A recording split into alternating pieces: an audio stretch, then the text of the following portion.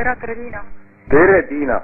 Vot, mul on nüüd selline asi, et ma helistasin Eesti mobiiltelefoni peadirektorile just natukene aega tagasi.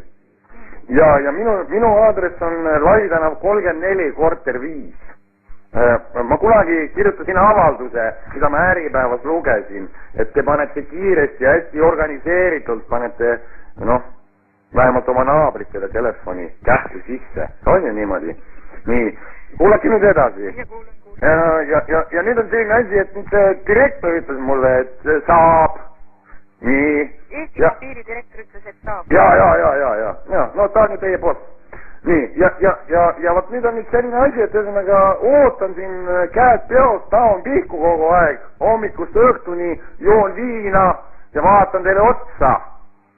Ja ühesõnaga ootaks hea meelega, et keegi tuleks ja paneks mulle selle telefoni. Ma olen ka Estonia huku ohver.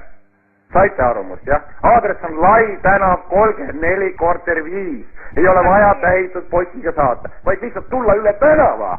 Üle tänava. See, kuhu te olete siin kõik kurat läbi kaevanud. Kõik läbi kaevanud. Kõik kanalisatsioon, kõik on putsis siin. Sita pead.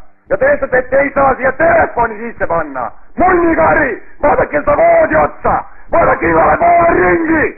Munnis!